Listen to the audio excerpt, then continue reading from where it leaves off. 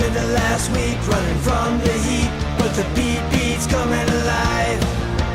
Let's get lost tonight. Lord, who's on my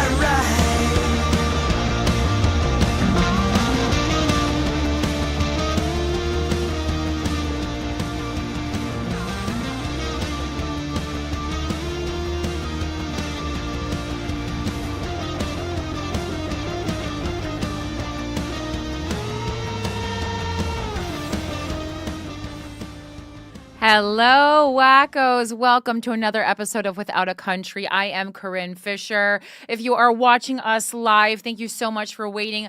I forgot to tell you guys that Mike wasn't able to start until 10, and, it's closer to 11 now, but he had to work on another podcast. So that is why we are starting late, but we are still committed to bringing the news to you. Here we are.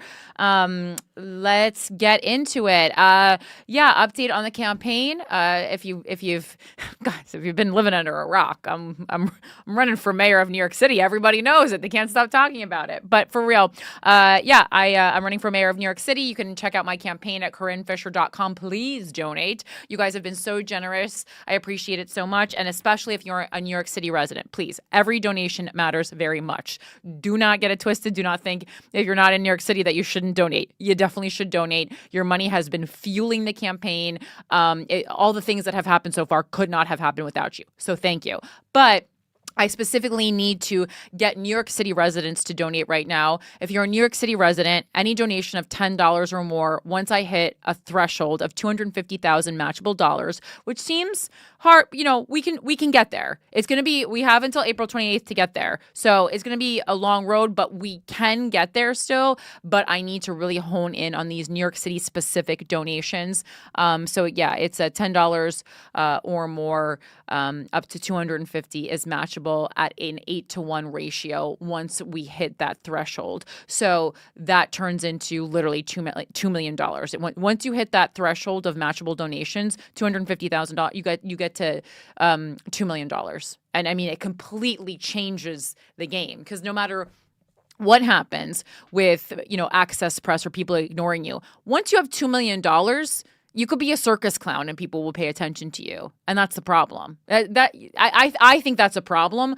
That being said, I can't be changing this before I'm mayor. I don't have the power to do that.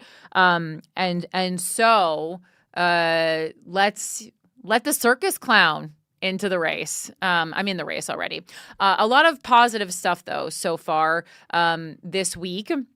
So first off, on Sunday, I was on The Point with Marsha Kramer on CBS, which is an iconic show here in New York City about politics. She's had all the candidates on, and they invited me on the show. Marsha's a tough interviewer. She's a legend. She's a tough interviewer. She does grilling style interview for the first part of it. So I was really well prepared. And honestly, this woman, if she thought it was stupid that I was running, she could have completely made me look like a fool on the show. She could have torn me down. She could have been like, it's idiotic that you're running. She really had a lot of power in that situation. So I kind of just walked into it like, whatever it's going to be, right?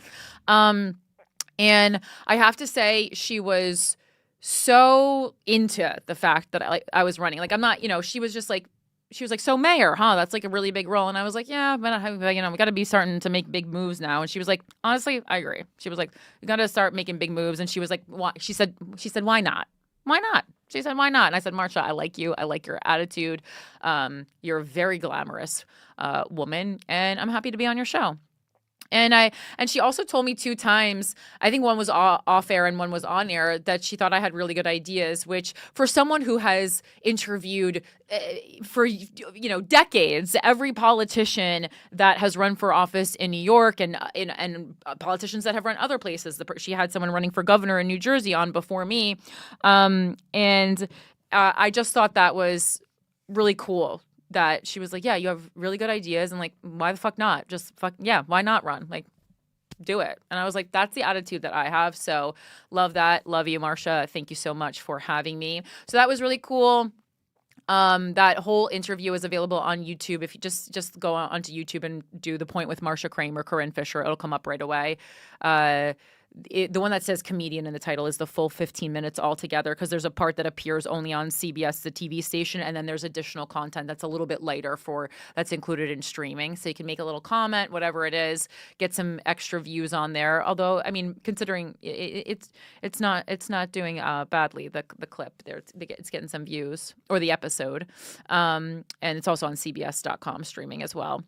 So that's big news of the week. I think that was a very, very big forward movement. And then since I've appeared on then, there has been some movement from some other TV outlets. Because, of course, no one wants to be the first to have you on, unless something crazy happens and everyone wants to be the first. But no one wants to have the first when they're unsure about you. But once one person who is respected, or one TV show that's respected, has you on, then all of a sudden everyone else is like, considering it. So I already got 2 additional TV requests that are kind of brewing. And I have some cool press, and then I have another mayoral forum on Saturday for We Act Harlem, which is environmental justice. And I'm excited because I, called Harlem my home for about a decade here in my time in New York City. It's the neighborhood that I've lived in longest out of any of the neighborhoods. And then after that, there is going to be, I am not doing comedy on it, but it's like a comedy politics show where it's called New York City Needs a New Mayor. And they're going to have different politicians and comedians kind of running and fielding questions from the audience and stuff. So I think that's going to be a fun one if you're around. It's like in the middle of the afternoon on Saturday, like 2 p.m. to 5 p.m. on Saturday. You can either look it up on Instagram or online, or I'll post some information later. But if you're around and you want to support me at that would be cool, because it's just good to have, friendly faces in the audience. And you can genuinely hear more about my policy. We will be talking actual policy. And then, of course, this is as you know, last weekend was the last weekend of petitioning. So, I mean, we have been working overtime to get these signatures. It is incredibly hard to get 3,750 signatures. We did it. We're done. We're over that. We're over the minimum. And we're just going to keep getting as much padding as humanly possible. And they are due tomorrow at midnight. So some of my staff is in my apartment right now with Alfred, and they're, binding all the signature sheets that we have, because you have to, present them kind of like a book report for the 4th grade. You have to bind them. And by bind, I just mean literally 3 staples at the top of them. And then you have to mark them with a cover sheet, truly like a book report in the 4th grade. And then it gets like a voter ID. So you have your own number ID on it that says these are, the Corinne Fisher for Mayor campaigns petitions. And that's, so much hard work goes into that. And then, after that you submit it, and it's kind of in the Board of Elections hands. And obviously, like, other candidates can challenge you, and it can turn into this whole fucking litigation thing where they piss away people's money and stuff like that. But that is the process. So I've been very transparent about that the whole time. As I've said many times before, petitioning is a part of pretty much any political process here in the United States. And the number of signatures you have to get is based on the number of enrolled people in that party. So people, there are some candidates who are running who are saying, like, I'm running under the independent. I'm running as an independent because I just feel like I can't be shackled down by the Democratic Party. I call bullshit. You're running independent so you don't have to get 3,750 signatures, because you know how hard that is. What are you doing? New York City, like, I think there is something to be said about running independent, but not in New York City right now. Like, there are other candidates who are running on the Democratic ticket that are barely Democrats. They should definitely be members of other parties, some Republican and some further left. Not naming names right now, but I think you can figure out who I'm talking about. And that's why I'm running on the Democratic ticket. I'm a self-explained liberal gone rogue. And so, I mean, I would like to make up my own party. You know me, I want to run on like the animal rights party like they have in Australia. That being said, it's not I want to make this a campaign that is that is real. I'm taking this seriously. I want to give myself the best shot possible at actually winning the position. And to do that, you need to run on the Democratic ticket. So anyone else giving you any other reasons? And again, I do believe that there should be more than two parties.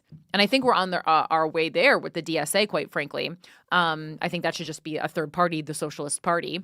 But right now, this is the only way to win. Unless this is the year that NYC goes Republican. I do have a prediction, though, that if something happens and Andrew Cuomo didn't win the primary, and he's polling at 40% or something wild right now.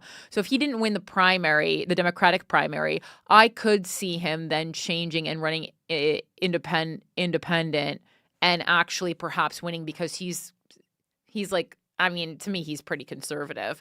And also, I guess Republicans maybe care less about sexual assault charges, accusations. Allegedly. So that's where we're at right now in the race. And my campaign manager said, as I was exiting my apartment today, please don't say anything that I'm going to have to write us out of. So I hope I didn't say anything. Take a deep breath. Yeah, we know. You know, this campaign is about transparency. So just telling you exactly what's happening. I don't want you to be surprised when you run for office. That's all I'm saying. I want you to know the fuckery that you're about to be presented with. All right, so let's get into the show a little bit more. I'm not doing an enemy of the state this week. I'm doing a not enemy of the state. And my not enemy of the state this week, I got to give it to Cory Booker. Cory Booker, you're having the best week ever. So he did a filibuster. As a reminder, what's a filibuster? We talk about it all the time. Do people actually know what it is? Just to break it down for you, a filibuster is a political procedure in which one or more members of a legislative body prolong debate on proposed legislation so as to delay or entirely prevent a decision. It just means talking. It just means you're going to talk to waste everybody's time. But strategically, it's so that a decision can't be made that you want to prevent you want to prevent a decision being made, so you hold the floor. That's all it means. So that's what a filibuster is, and one of my favorite words in the English language, quite frankly. And they've been talking about this a lot, but if you're engaging in a filibuster, you are not allowed to leave the floor for any reason. So to answer all your questions, you cannot pee. You can't poop, you can't drink, and you can't eat, right? And everyone's like, how did you do this? Number one, if you've never gone 24 hours or 25 hours without eating, stop. Well, come on, what are you, a baby? You can easily go that long without eating. Just store up the night before, like you're running a marathon. Like you can definitely do that. A lot of I would put a lot of straight protein in, a lot of veggies. Don't weigh yourself down with carbs because you're not actually running a marathon. It depends. I don't have a good relationship with carbs, but that's my autoimmune disorder. So, you want to do that. And then as for the water, I guess you would just pre-hydrate, a lot of those like hydration, like liquid IV packs and stuff the night before, and, try not to move around too long while you're doing the filibuster. And then obviously you're going to have to pee during that time, but I'm sure he was wearing a diaper or Depends or something like that. Everyone's asking about, but yeah, obviously you're going to do that. And that's badass. You're like remember that story about the female astronaut, aka an astronaut, who her ex, who I believe was also an astronaut, did her wrong, and she drove out cross country to accost him. And one of the most interesting parts of that story is that she wore a diaper so that she didn't have to stop driving, because that's how fucking pissed she was that she needed to get across the country ASAP. That's one of my favorite episodes of the Lena Dunham C-Word podcast. I forgot the astronaut's name, but just like Google angry female astronaut diaper and it'll come up, because that's a great story. Lisa Novak. Lisa Novak, right? And everyone called her crazy. Oh, I'm sorry. You mean productive? You mean woman on a mission? You mean someone who wants to make good time? I respect her. All right. So this article about Cory Booker is from The Hill. No bathroom breaks, how Booker accomplished record Senate speech. Yeah, he now holds the record for the longest Senate speech in history. He beat Strom Thurmond, who held the previous record, which I believe also involves some racism. So that's good that Cory Booker holds it now. And he held the upper chamber's floor for more than 25 hours. Senator Cory Booker, he's a Democrat from New Jersey, if you're not familiar with him, but you probably are.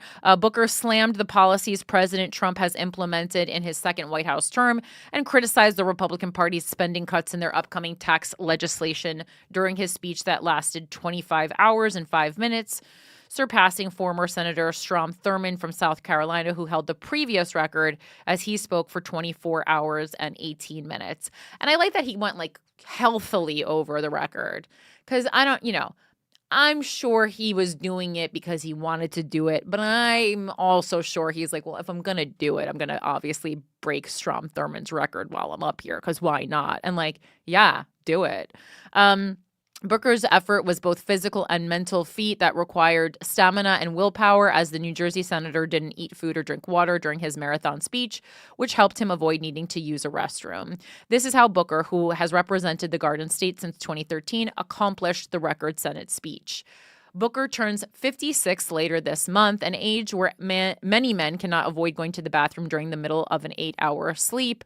But Booker did not use the bathroom for the entirety of his speech. After it was over, he said he allowed himself to be dehydrated to get through the speech. I call bullshit. He was definitely wearing a diaper, but he just didn't want to talk about it because it's not manly. You'd pass out if you're that dehydrated giving a 25-hour speech. You don't want to be dehydrated.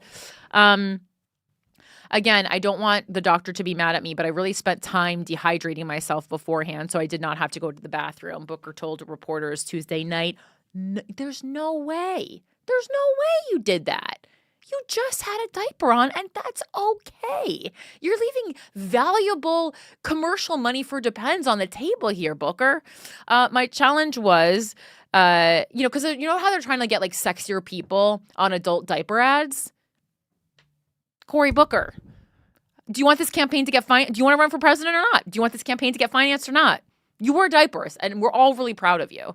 They threw a bag at Lisa Rinna and Joey Fatone. You know what they would pay for Cory Booker? Wait, Joey Fatone and Lisa Rinna did adult diapers? They literally did like a whole skit on it was allegedly like a red carpet thing where it's like, yeah, I don't need to, but I'm wearing it because I'm showing off like how awesome the lines are on it. Like you can't even tell. Oh. It was I remember this campaign vividly being like, Lisa Rinna, are you really at a point in your life where you're like chilling for Depends? Right. Well, I mean, also, I haven't actually done this, but I have certainly thought about wearing an adult diaper to a concert. Like if you are going to an artist who's really hard to see and the front is standing room only and you want to commit to being in the front row, wear a diaper.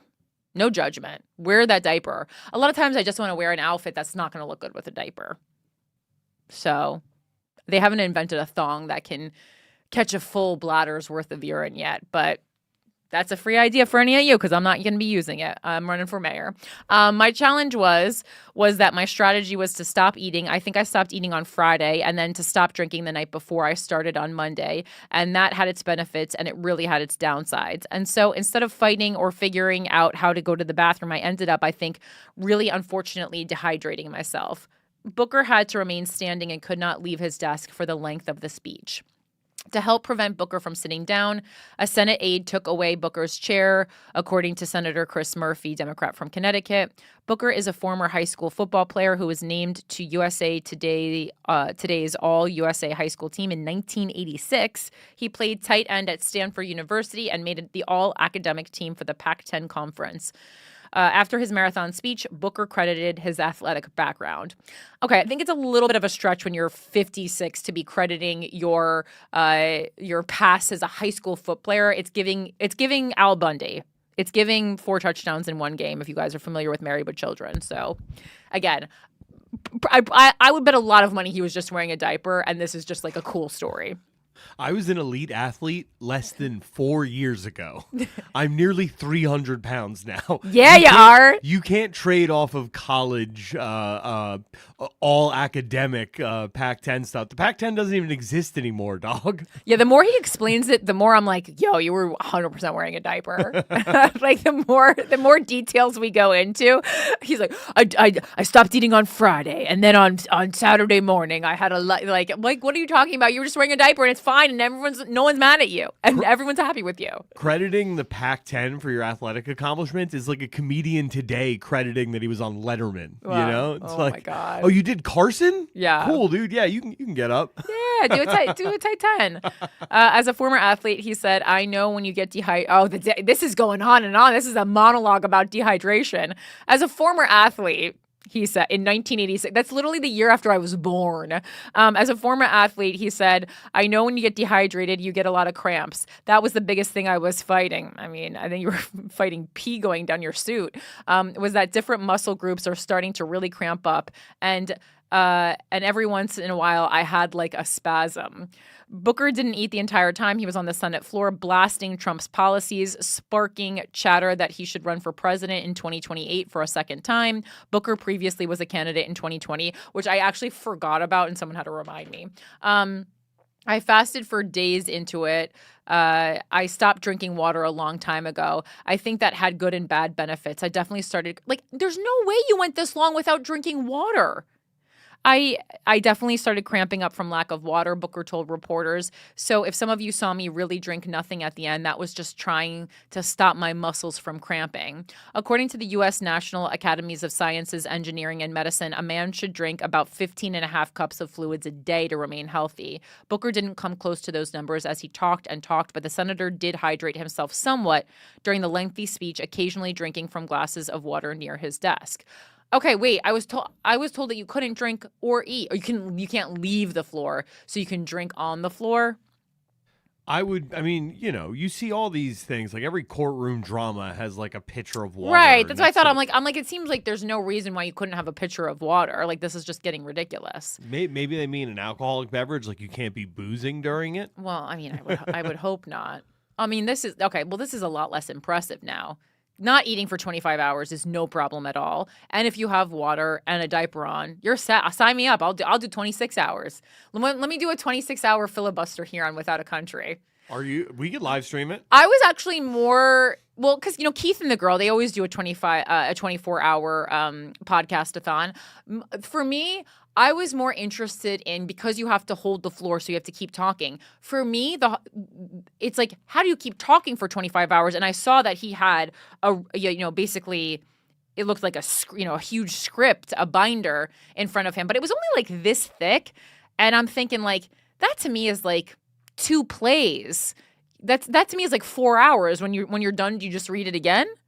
Well, it could be a thing, like, could just be comedians' notes, right? Like, like Trump, this thing, punchline, and then it's like to fill in the blanks from there. I mean, the clips I heard were pretty polished. So I was guessing his team put something together for him. To be fair, though, I watched a person, I remember when I was in high school, when they were teaching us about the filibuster, some woman read a legitimate cookbook. Like, literally went up with a cookbook and read that for like an hour. Yeah. And it's like, you can literally do whatever. So, yes, he could have just made the same 47 points right over and over again for 26. They will not stop you as long as you keep talking. Very interesting. Yeah.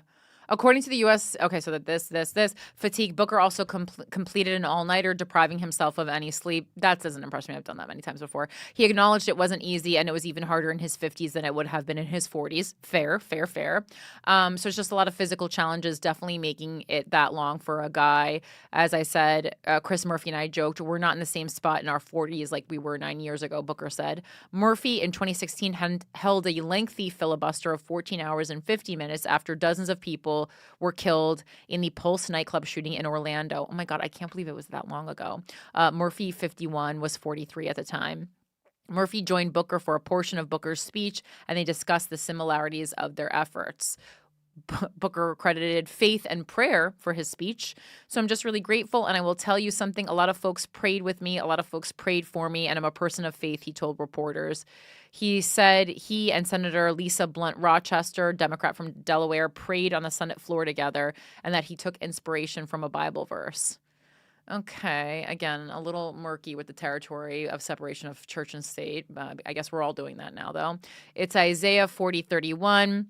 But they wait upon the Lord, but they that wait upon the Lord shall renew their strength. They shall mount up with wings as if on eagles, Booker said. They shall run and not be weary, and they shall walk and they shall not faint. So I just really lean on faith that we can get through this. And I'm just so grateful for my colleagues who really covered me in prayer. Booker also leaned on his colleagues for help. The senator had fellow Democrats in the chamber ask questions and offer speeches, which gave him slight speaking breaks even as he did not leave the chamber. Booker did have a brief break at noon on Tuesday when he halted his speech to permit the Senate to have an opening prayer. Like, what are we doing? So we're just not acknowledging separation of church and state anymore. Like, why are we having opening prayers? And like, I have a huge problem with this. The Senate chaplain, what? It's like, why is there what is going on here? This is all a joke. The Senate chaplain, Barry Black, specifically thanked Capitol Police, Senate floor staff, and pages for their work that stretched throughout the night. Booker read some of the letters his constituents wrote to him saying they are being impacted by the actions of the Trump administration. I may be tired and a little hoarse, but as I said again and again on the Senate floor, this is a moment where we cannot afford to be silent, when we must speak up, Booker said in a Tuesday night post on the social platform X. What's most clear to me tonight is that this is just the beginning, that Americans across the country, no matter their title or party, are ready to be heard. I'm ready to be heard at CorinneFisher.com. I believe that history will show we rose to meet this moment. The senator added, it will show we did not let the chaos and division go unanswered. It will show that when our president chose to spread lies and sow fear, we chose to come together, to work together, and to rise together.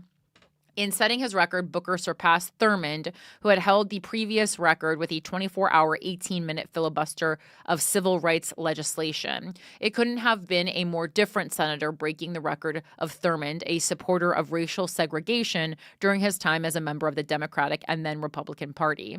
Booker said he absolutely knew whose record he was breaking and indicated it meant something. I was very aware of Strom Thurmond's record since I've gotten to the Senate, he said. Well, I mean, let's hope so. I've always felt there was a strange shadow in this situation, that the longest speech given all the issues and causes that have come up was held by Thurmond. It just seemed wrong to me, Booker said. It always seemed wrong. Booker said he'd actually hoped that Murphy would break the record. I had this hope that Chris Murphy would do it, actually, so I definitely had it on my mind. But as Chris and I joked, I'm 9 years older than when he and I did it for 15 hours, and my back was sore and my legs were hurting, so I just didn't know if I could, Booker said. So I didn't want to set expectations. The mission was really to elevate the voices of Americans, to tell some of their really painful stories, very emotional stories, and to let go and let God do the rest. God's not on the Senate floor. Guys, he's not allowed, and he follows the rules because he made them. All right. Big day. So that's Cory Booker was doing that. Let's get into a couple. These are like New York specific, and then we'll get into some other wacko stuff. It was a big day for New York City and the mayor's race because the charges have been dropped against Eric Adams. But reelection chances remain dim. Even with the dismissal of a 5-count federal corruption indictment, Mayor Eric Adams faces an uncertain future.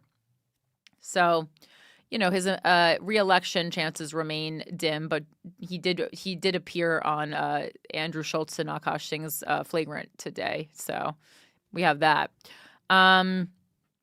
Mayor Eric Adams got his best case scenario on Wednesday when Judge Dale E. Ho dismissed his federal corruption indictment. With the stroke of a pen, the prospect of a trial-turned-media circus had been eliminated, along with the prospect of prison time. And because the indictment was dismissed with prejudice, prosecutors can no longer revisit the charges after the November mayoral election. But that does not mean Mr. Adams' path to winning a second term this year will be any easier. In roughly 6 months since a grand jury indicted him, Mr. Adams has seen his fundraising crater and a platoon of contenders join the Democratic Democratic Party. Woo! I'm in the platoon, including several who are well positioned to win the support of black voters outside Manhattan who make up Mr. Adams's base. Unfortunately, a lot of those people are going to support Andrew Cuomo.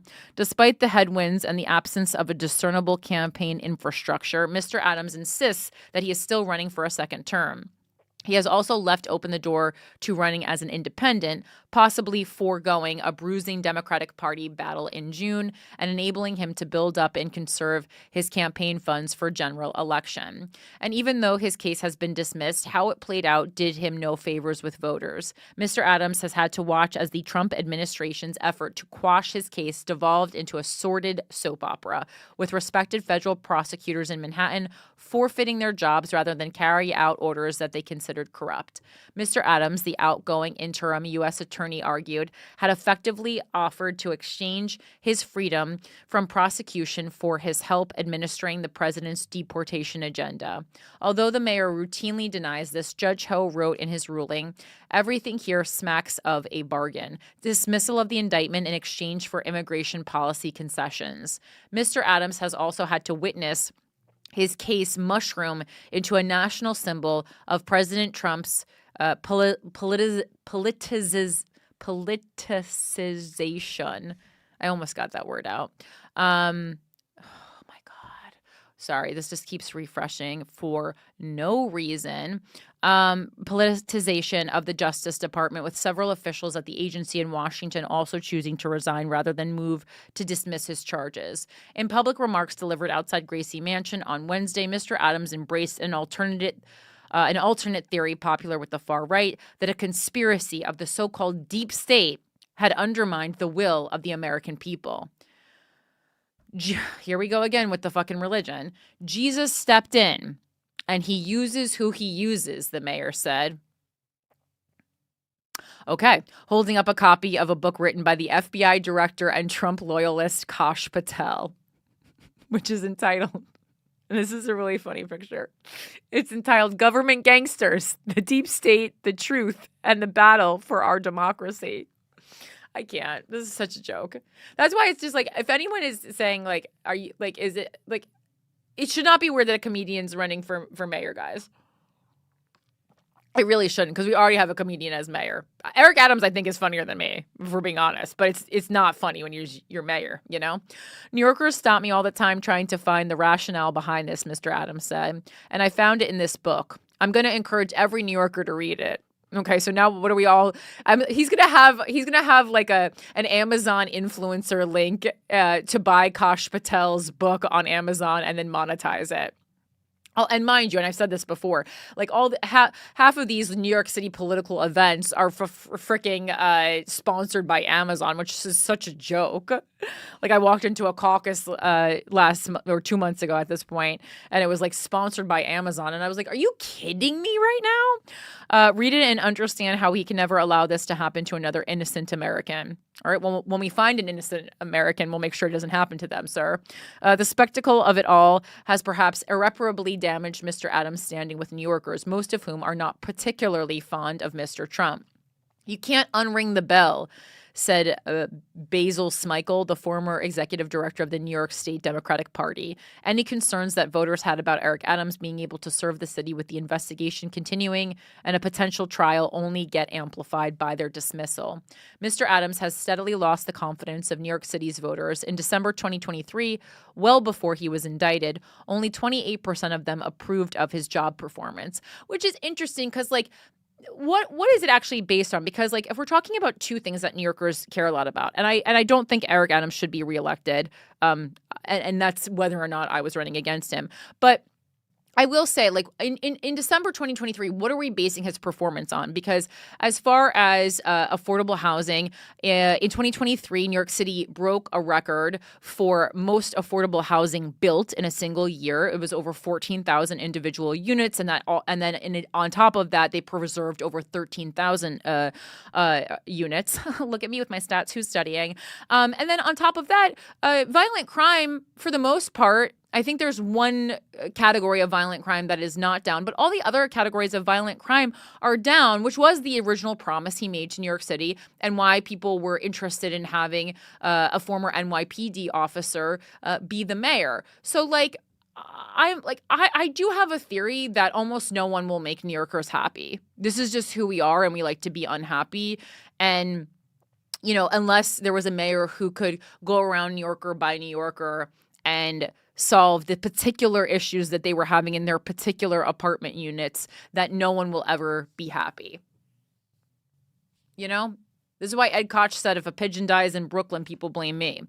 I don't know if I picked the right borough, because I am thinking the top off my I'm just like pulling that quote out of nowhere, but it's something about like that. At the time, it was the lowest approval rating for any New York City mayor in the nearly 30 years that Quinnipiac University has polled New York City voters. After Mr. Adams' indictment in September, he fell below his own polling nadir. Only 20% of New York City voters approved of his job performance, according to a poll Quinnipiac released last month. Eric Adams is politically toast, said David Schwartz, who worked as the Jewish community outreach coordinator for Andrew Yang, a 2021 mayoral candidate. Well, I mean, of course, people who worked on the Andrew Yang campaign obviously are going to have a bit of a bias, since they thought he was going to win the election and then he came in fourth. He added that the dismissal of charges doesn't matter at this point. That's just like, okay, sore loser. On Wednesday, several of Mr. Adams' opponents in the Democratic primary were quick to pile on. Jessica Ramos, a state senator, expressed hope that Mr. Adams would spend the short remainder of his term focused on representing New Yorkers instead of pandering to Trump. Another state senator, Zelnor Myrie, accused the mayor of putting his own needs above the city. Zohran Mamdani, a state assemblyman from Queens, suggested that Mr. Adams should resign. Scott Stringer, a former city controller, who, just so you know, had to drop out of the race last time because he had multiple accusations of sexual, I don't know if it was assault. Assault, misconduct, harassment. I think it was more than harassment, though. Was slightly more, how do you say this word? I always forget. Sanguine, saying that Mr. Adams ought to act like a candidate. Good one. He has an obligation. I'm like, it's hard when you don't like several people who you're running against. He has an obligation to join the rest of the candidates on the campaign trail to start facing tough questions, Mr. Stringer said. Mr. Adams apparently has plans to do so. His campaign spokesman said the mayor plans to make his first 2025 mayoral forum appearance on Thursday at an event hosted by the Reverend Al Sharpton's National Action Network. If Mr. Adams stays in the Democratic primary, the city's ranked choice voting system, which allows voters to rank up to 5 candidates in order of preference, may benefit him. If no candidate receives more than 50% of first-choice votes, the candidate with the fewest votes is eliminated. Voters who ranked that eliminated candidate first now give their votes to the candidate they ranked second. The process repeats itself until there are only 2 candidates left. The candidate with the most votes then wins. The mayor could go across the city and say, look, I know you may be looking at someone else. Vote me number 2, Mr. Smikle said. If he can rake up enough number 2s, it actually may be helpful to him. He could be, Mr. Smikle continued, the common backup for candidates as varied as Mr. Stringer, Mr. Myrie, and former Governor Andrew M. Cuomo. And much as voters may be willing to set aside the sexual harassment allegations that prompted Mr. Cuomo to resign from the governorship in 2021, and I hate that they always say harassment because a lot of them were harassment, but there was actual assault in there and misconduct. So please, he literally grabbed someone's fucking tit. So please, the harassment seems like seems like he was walking around the office with a cigarette saying, "Hey, honey." No, he reached under someone's shirt and grabbed her tit. Okay, this is who is polling at 40% in New York City. Some may also be willing to overlook Mr. Adams's scandal-ridden tenure. they may be susceptible to that. They may be susceptible to the candidates' shared argument, one also voiced by Mr. Trump, that they were victims of a politicized justice system. There are a lot of voters that have a real distrust in the criminal justice system, Mr. Smikle said. That explains partly some of Trump's support among black and brown voters. And Mr. Adams may be able to frame Judge Ho's dismiss. And also, like, I love when, I don't know, is Mr. Smikle white? Let me see. Before I talk, let me see if he's Smikle Democratic. Because I'm like, are you speaking for a group that you're not a part of? But let's see. No, okay, never mind. He's a black man, so he can speak for black and brown people. Never mind. That's why you got to look up who you're talking about. And Mr. Adams may be able to frame Judge Ho's dismissal as evidence that the charges were weak, a contention that some voters might already believe. I don't think the political wins necessarily favor Eric Adams, but he's not dead politically, said Christina Greer, an associate professor of political science at Fordham University. He is wounded. He is definitely behind the eight ball. He is in a less than ideal position as an incumbent, but in a ranked choice, low voting, low information election. And that is so important, right? Because a lot of times, first of all, super low voter turnout for municipal elections, especially primary, and then low information. Voters are just not educated, and this includes who is running, the platforms of who is running, ranked choice voting, a lot of stuff. Nearly 3 months from now, she continued, I would not discount him completely. Mr. Adams would seem to agree. On Wednesday, in his remarks outside Gracie Mansion, he was defiant. I'm running for re-election, and you know what? I'm going to win, Mr. Adams said before walking away. Well, he's giving it Trump energy, so maybe he'll surprise us all. Let's see. All right, moving on. Let's go shout out my patrons real quick. Shout out to our dictator, Hannah Pendergrass, always holding it down. Thank you so much. Make sure to check out her salon if you're in the Chicago area, Hannah Pendergrass. And then shout out to a new capitalist pig, Courtney Gossel, and a new cutie, Candace. Thank you. Welcome to the show. Thank you so much for supporting it. If you're interested in getting exclusive video news content, an additional piece every single week, you're going to go to patreon.com/withoutaCountry, and you can sign up for as little as $6 a month. Let's go on to the wacko mailbag. I had this, I think, for like a week or two in my inbox, and I wanted to read it. I just didn't get it to it in the past couple of weeks. So this says, hi, Corinne, longtime fucker and wacko, but first time writing in. Please keep my name anonymous. I no longer feel comfortable being vocal about my political beliefs. I wanted to write to add some color to the use of the Star of David in some pro-Palestine content. And so this is going back to about 2 weeks ago, I think it was, when I said, I know that someone in New York City will have the literature that Mahmoud Khalil was handing out on the Columbia campus. We're in the city. Someone has to have it. And sure enough, someone sent it in. And if you weren't watching the show, it was a boot with that had a band around the ankle that was represented the group that was handing out the flyers. And it was stomping on a Star of David, and then there was some wording on there, right? And so we kind of discussed on the show how, well, Star of David is representative of the Jewish people, whereas the Israeli flag, which does feature the Star of David, but is a different symbol, is representative of Israel. So it felt like, well, why, if this is anti-Israel, not anti-Jew, as everyone says these protests are, well, then why would you not just put something that only represents Israel, not the entire Jewish population? That being said, I still defended his right to be able to pass those out, but also said that I would feel uncomfortable if I was a Jewish student on the campus paying money to go there to get an education. So that's everything. But, I do believe that you have the right to protest and you have the right to hand out literature that you want to hand out, as long as it doesn't end up turning violent. For context, I am from Lebanon. I have cared, read, and learned about Palestine my entire life. I lived in Lebanon during the war with Israel in 2006 and was going to Lebanon last year, but canceled a week before the war broke out. So I would have been stuck in it again. I have also worked in the content moderation space where I needed to be extremely informed about the topic. I wanted to share an article by Mohammed Al-Kurd, which now appears in his book Perfect Victims and the Politics of Appeal. And anyone who watches Guys We Fucked, we talk about perfect victims a lot when it comes to rape and sexual assault. I think this article goes perfectly with the one you read by Joel Swanson from Slate, the professor of Jewish studies. The idea is that Israel uses the star in its flag, laws, policies, and when etching it into skins of Palestinians, and they include a source. I mean, there's been, tons of violence both ways. That is not. That's not. Yeah, it says it's an article that says Israeli police branded Star of David onto Palestinians' face, which is no, don't do that. Yuck, ew.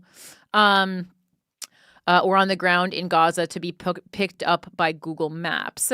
But then Palestinians have the burden of distancing themselves from it when Israel uses it and explicitly acts in the name of the religion. The article is long but speaks to this well. I understand why the flyer is upsetting and can see how this opinion explained in the article may not be accessible to people who have not yet learned about the legally approved segregation and circumstances Palestinians live under. But Palestinians and their allies also rarely get a platform to talk about their lived reality and experience without having to condemn and clarify their lack of bigotry, where this condemnation is the focus of the conversation instead of the violence of living under occupation, and many of the activists no longer want to entertain this. For additional information, Mohammed Al-Kurd is an author, poet, and journalist, and became known from him and his twin sister facing a settler. Settlers still live in their home to this day. They were both also featured in a documentary by The Guardian when they were 12 about settlers taking over their home. And then there's some hyperlinks here. So this article is long. I might, I don't want to make the whole, it's not that long. Okay. It's not that long. We can do this article. I think it's important, because this is also an opinion piece. So, yeah, I think it does complement this, previous opinion piece that we read on this show. And this is from mondoweiss.net. It's specifically news and opinion about Palestine, Israel, and the United States. I've never read anything from here before, but here we go. And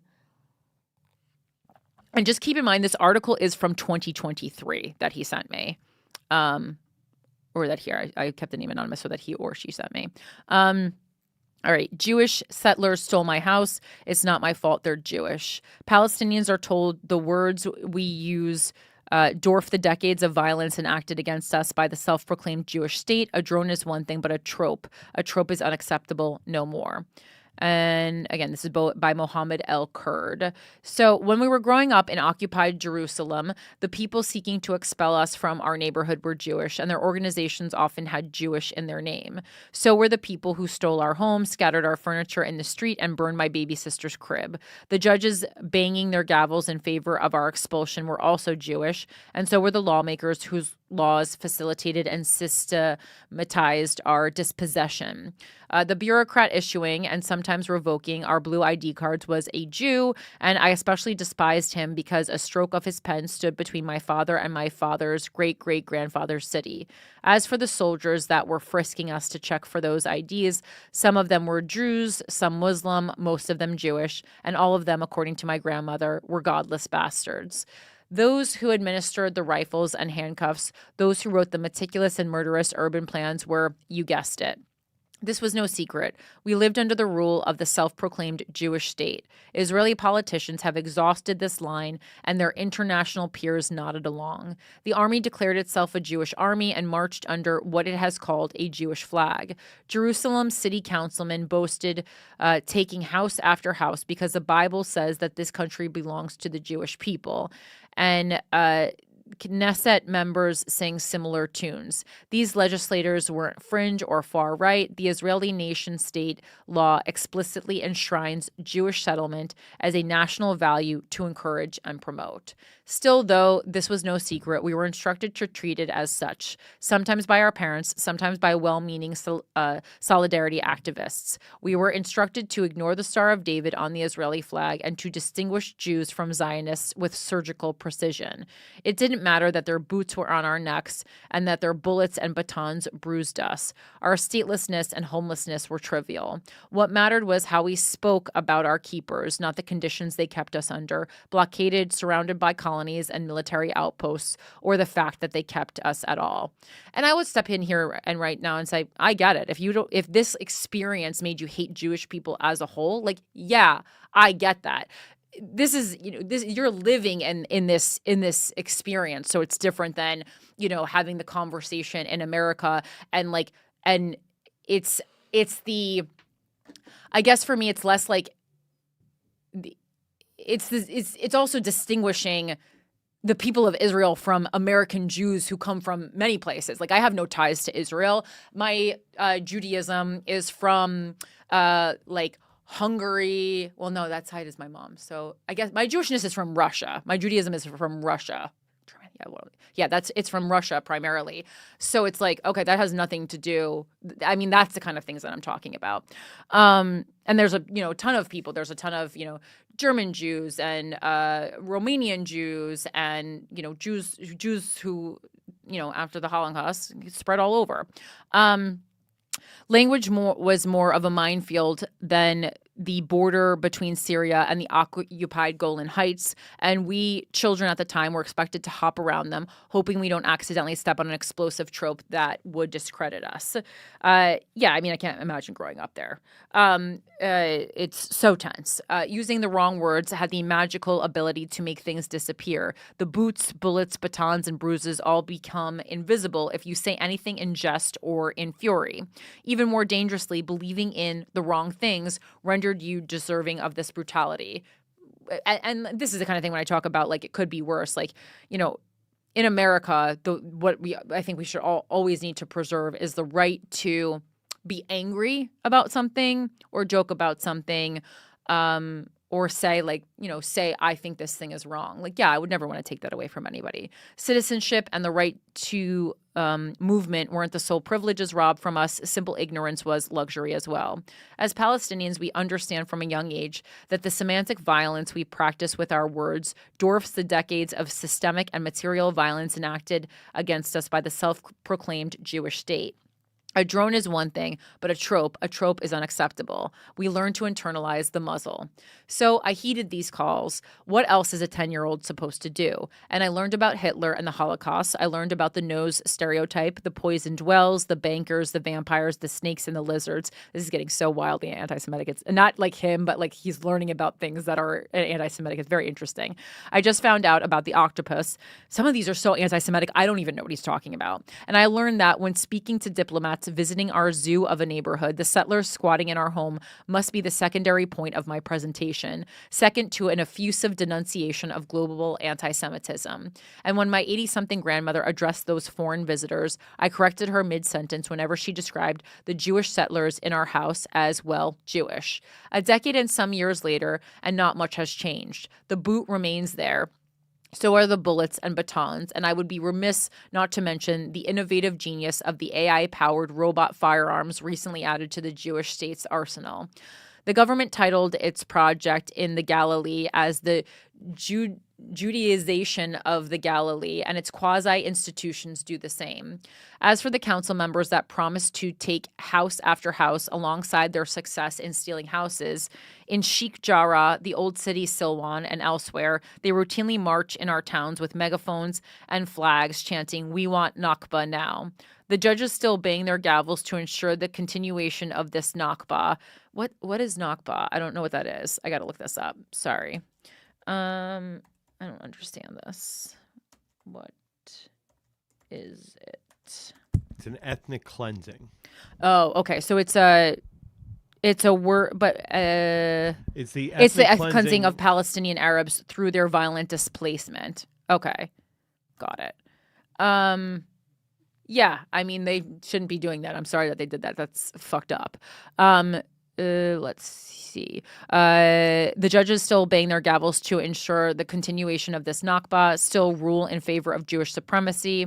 And despite disagreeing with the Supreme Court on various things, Parliamentarians legislate in accordance with the supremacist attitude. Some openly state the fact that Jewish life is simply more important than our freedom. Well, obviously, that's not true. That's crazy.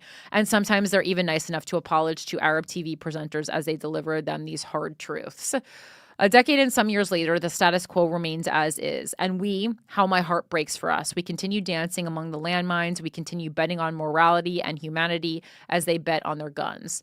A few weeks ago, 16 Israeli police officers turned off their body cams and branded, as in physically etched, the Star of David into the cheek of 22-year-old Orwa Sheikh Ali, a young man they arrested from the Shufat refugee camp. Yeah, crazy. Also, a few weeks ago, Memory, a media watch group co-founded by a former Israeli military intelligence officer, released footage of PA President Mahmoud Abbas stating that Europeans fought the Jews because of their social role and usury and not because of their religion. In response, a group of renowned Palestinian intellectuals, many of whom I admire and respect, published an open letter unequivocally condemning, guess what? Abbas, morally and politically reprehensible comments.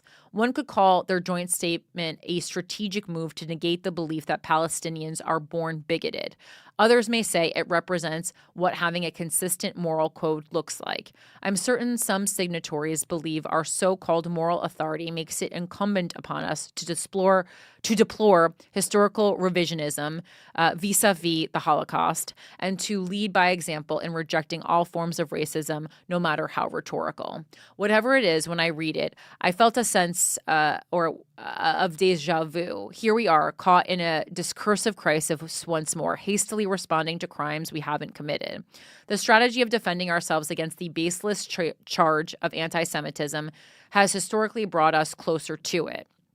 And more than that, and that's kind of what we were talking about in this article that the writer suggested complements this. And more than that, such an impulse inadvertently elevates the history of Jewish suffering, which is certainly studied, if not honored, above our present-day suffering, a suffering that is denied and disputed. I would agree with that. I mean, listen, I'm a Jew, but we don't have to. I think we've covered the Holocaust. I think, sometimes it's brought up again and again because a lot of people in the entertainment business, tend to be Jewish. So obviously there's a lot of making art about what you know, which is why it's, important to make sure that lots of different people are making art. Obviously, I get, we've talked about this when it, pertains to liberalism. I agree with basically all these things, about, gay people and all this kind of stuff. But I also get sick of only seeing liberal stories. I get sick of that too. And I believe in those things, but I don't want them shoved down my throat. So I agree. I would love to know. Tell me about the suffering of everybody. I would love to know. While the signatories of the letter, some who have criticized the PA since before I was born, did decry the PA's increasingly authoritarian and draconian rule, and while they made note of the Western and pro-Israel forces supporting Abbas's expired presidential mandate, neither of those things served as the catalyst for what appears to be the first joint statement condemning Mahmoud Abbas. The letter didn't spell his collaboration with the Zionist regime as its headline, nor his brutalization of protesters and political prisoners, let alone the murder of Nazir Banat. The catalyst here was words, mere words, and it always is. Again, a drone is one thing, but a trope is off limits. I agree that there is a lot of talk of words, but I wouldn't say it's that it's like words are more important than all the people who are killed. I think there's a large number of Jews who don't believe that. That's hard. It's hard because there are certainly me, and I think there's so many people who are like, yeah, this reaction, that the Israeli army, the IDF, had to October 7th is crazy. I'm sorry. If 1,000 people or whatever are held hostage, you don't respond by killing tens of thousands of people, including just, civilians. And I know all the hostages and stuff were civilians as well, but that you just don't respond that way. And then keep going and then make a deal and say we're going to stop and then actually not stop. Ironically, both the joint letter and Abbas's speech sought to distance themselves from anti-Semitism. Towards the end of the clip, Abbas wanted to clarify that he said what he said regarding the Jews of Europe having nothing to do with Semitism, because we ought to know who we should accuse of being our enemy. What a burdensome impulse. Not only do, I think that's like, it's a similar impulse to when, feminist is, talking about how men have ruined her life, and then, she has to step in and say, but not all men. So it's the same kind of idea here. So I get that. Not only do we live in fear of displacement at the hands of a colonialism that professes itself as Jewish, not only are our people bombarded by an army that marches under what it claims is the Jewish flag, and not only do Israeli politicians over-enunciate the Jewishness of their operations, we are told to disregard the Star of David soaring on their flag, the Star of David they carve into our skin. This impulse is decades, if not a century old. In his handwritten transcript of a speech he gave in Cairo, October 1948, Palestinian scholar Khalil Sakakini struck through a fragment of a sentence that read, "The fighting between Arabs and Jews," to replace it with "the fighting between us and the invaders." Palestinian academics, the Institute for Palestine Studies, and the PLO's Palestine Research Center, which was looted and bombed repeatedly in the 1980s, have dedicated articles, books, and volumes for the study of anti-Semitism, its European roots and its manifestations, European or otherwise, and its conflation with anti-Zionism. The Palestinian people have consistently made it crystal clear that our enemy is the colonialist and racist ideology of Zionism, not Jews. Our capacity to produce such distinction is admirable and impressive, considering the heavy-handedness with which Zionism attempts to synonymize itself with Judaism. However, this distinction isn't our responsibility, and personally, it isn't my priority. Nor should it be. A Palestinian's perceived resentment doesn't have the backing of a Knesset to codify it into law. Am I saying that right? There's a lot of sorry, I'm like, it's like a Jewish word. Knesset. Yeah, that is right. Okay. Knesset to codify into law. Tropes aren't drones, nor can one convert conspiracy theories into nuclear weapons. We are past the early 1900s. Things are different. Power has shifted. Words are not murder. In the days between the 16 soldiers branding a man's face with the Star of David and the release of the joint letter, an Israeli soldier killed a disabled teenager near a military checkpoint in Qalqiya. Another shot a child in the head in Silwan. A young man previously shot in an Israeli raid of the Balata refugee camp died of his injuries. A sniper shot a Palestinian youth in the head of Beita. A 17-year-old was shot and killed south of Jenin. One more young man succumbed to his wounds following an invasion of the refugee camp. Families of Palestinians whose corpses are held by the occupation authorities marched with empty caskets in Nablus. A soldier killed a man near Hebron. Police executed a 14-year-old boy in Sheikh Jarrah to the applause of hundreds of settlers. The police then tear-gassed his family in Beit Hanina. A Palestinian was killed after ramming Israeli soldiers in Beit Sira, killing one. In the north of Jericho, a Palestinian man was killed and a soldier was injured in a gunfire exchange. A soldier shot a man in the head in Tubas, killing him. And this is the very tip of the iceberg. Yes, heinous, but also like children have also been killed, in Israel. Again, it's not like it's hard because it's like, yes, I agree. This was the response. Again, the response from Israel was fucking bananas. It is fucking bananas. It's crazy. There's no way that you can convince me that was just in any way. But to have this list right here of like horrific things that the Israeli, have done to the people of Palestine, like, well, I could also present a list of you to equally horrific murders that took place to, for Israeli people. I don't like, it's not, this is a problem here. Which of these caused a far-reaching debate? None. And I think the most interesting part of this article is, yes, I 100% agree that we should not be cherry picking which people's suffering we are learning about. And yeah, we've learned about the Holocaust. I agree with you. I would like to learn about some other people's plights in life. And I think also it is it's very revealing what types of suffering you learn about in the country where you live. I think it really speaks to the politics of the nation that you're in,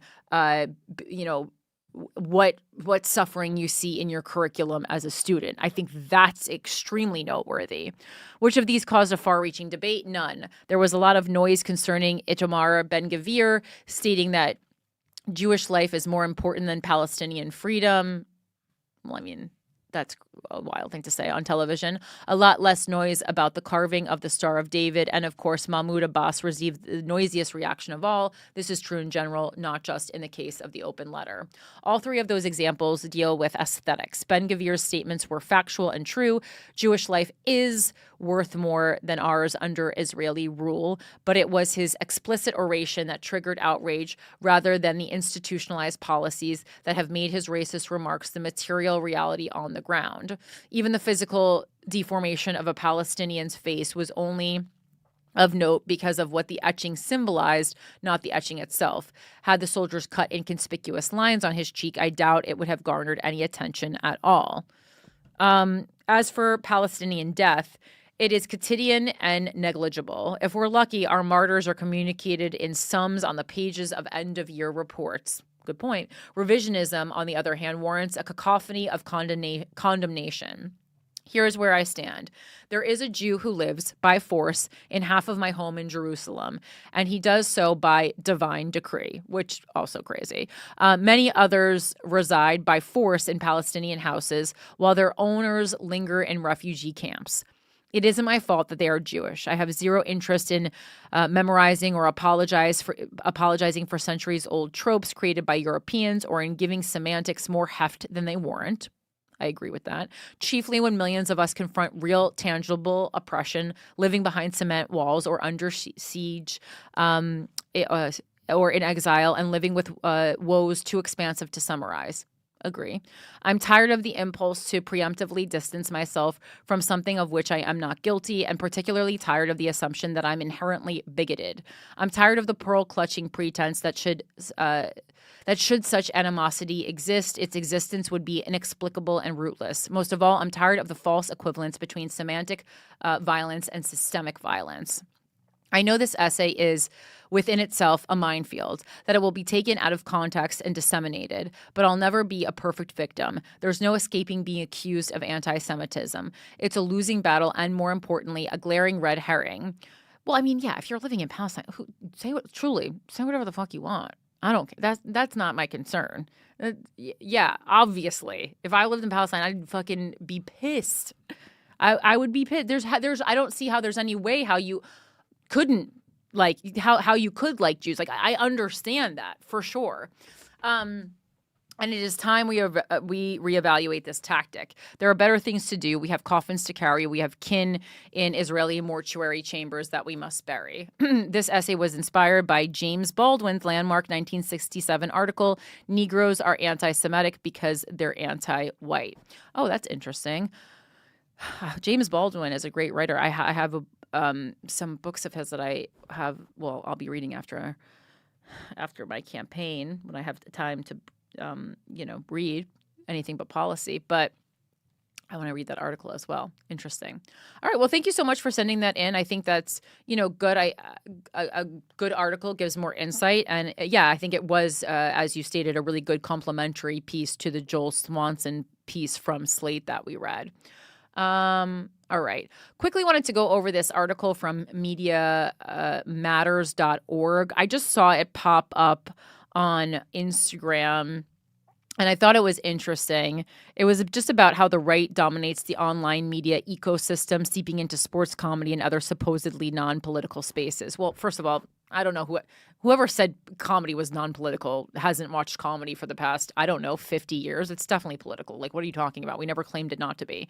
A new Media Matters analysis found 9 out of the 10 top online shows assessed are right-leaning. And there was just some graphs that I found really interesting. It said total following of top right-leaning and left-leaning online shows.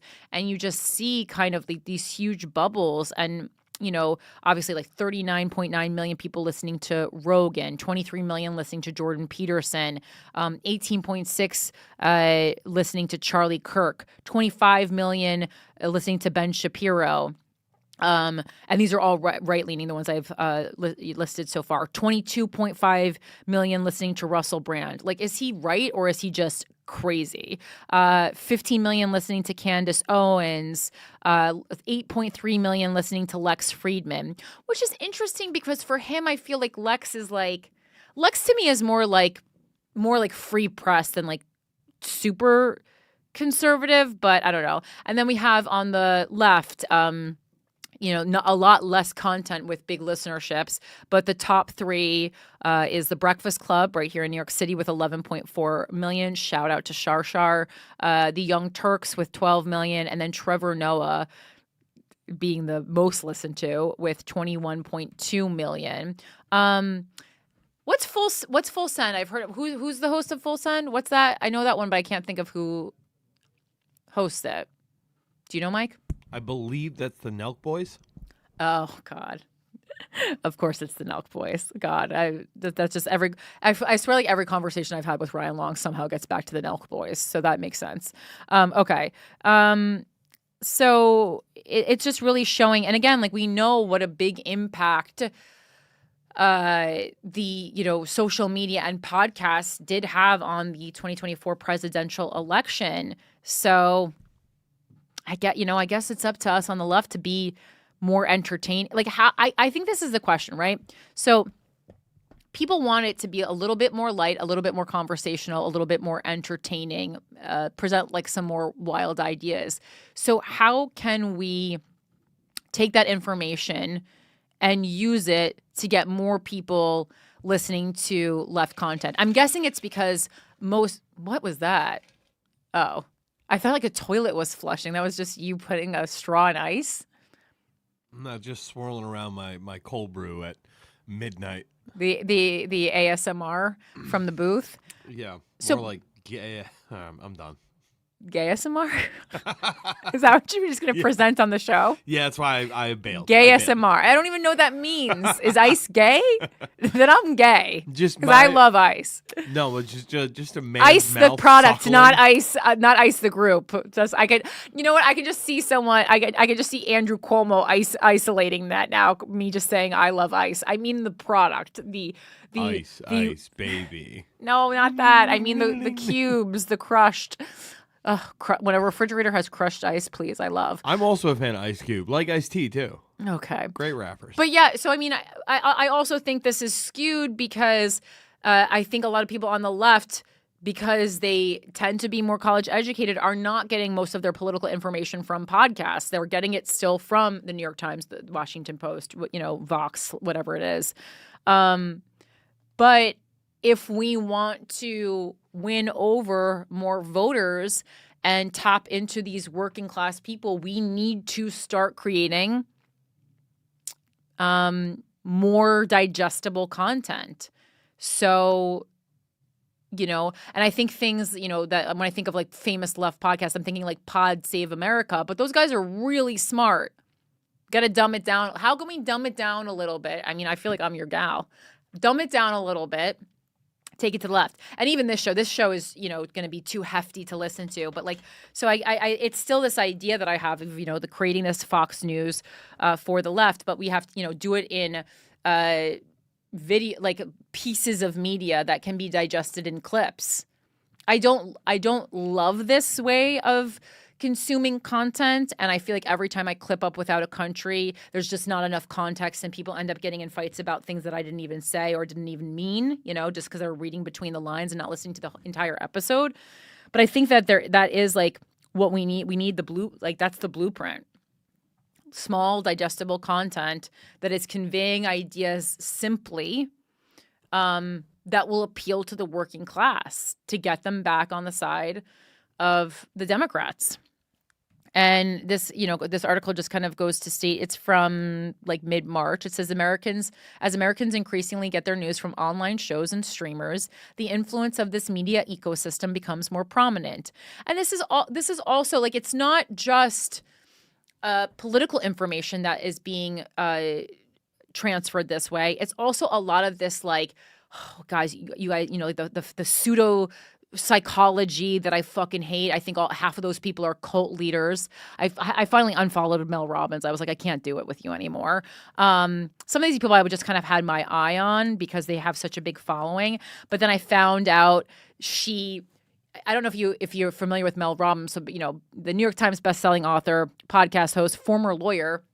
She presented this idea not too long ago called like the let them theory. Like, if people are doing stuff without you or whatever, let them.